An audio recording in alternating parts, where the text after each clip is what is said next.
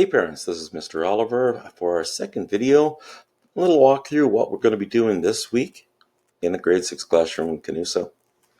This week in mathematics, we're going to be looking at bar graphs and different types of ways to make other types of graphs and T-charts.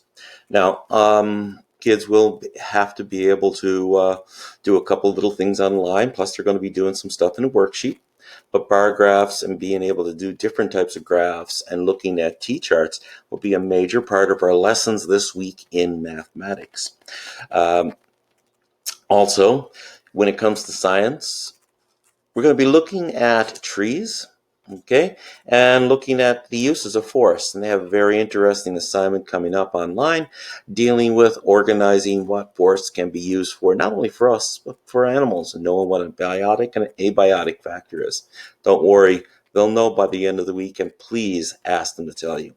Social studies, we're still talking about decision making and social studies, and the kids will be doing a small little group activity dealing with decision making and being able to decide how they would be able to organize a group with decision making. We'll be using some of our conferencing software to help us out. I'm going to be showing you a couple of pictures in a few minutes to show you what I mean by that.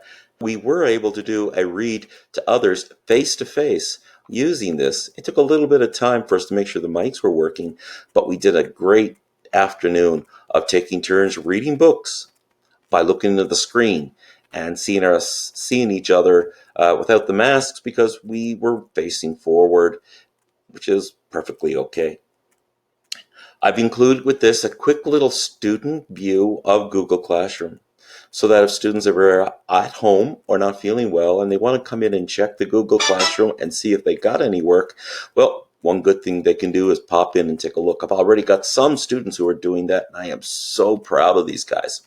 One little thing about Google Classroom is I don't release the work until the time it is scheduled. So if the kids know they have a math class after recess, it's not going to be there until after recess. If our science class is in the afternoon, probably not going to be there until about 1 o'clock. Okay, guys, any questions, pop onto my webpage. You can get on there through the school webpage. If you don't have an email, and make an appointment for me to be able to give you a call back.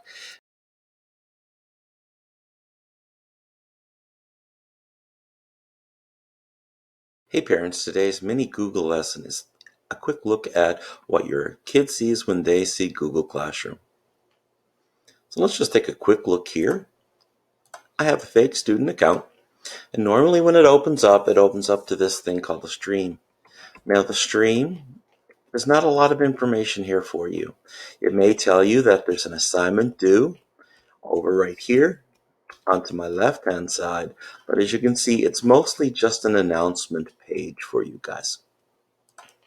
Now, when it comes to classwork, we have mine broken up into a couple of different things. If you take a look at the left-hand side, we have our daily activities, resources, important links, retired work, which is work that is late or at least work that is left there for students to play catch-up, and old widgets, which are some old programs that we've done and work that have to be put onto here. Most of the time, if the kid is caught up, they're going to be on daily activities.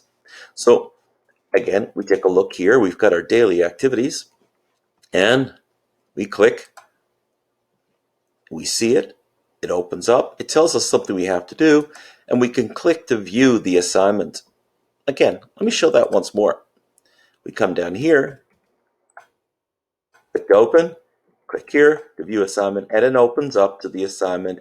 And here would be any things that I want them to do, or worksheets if it's underneath. As you can see, this one is due tomorrow.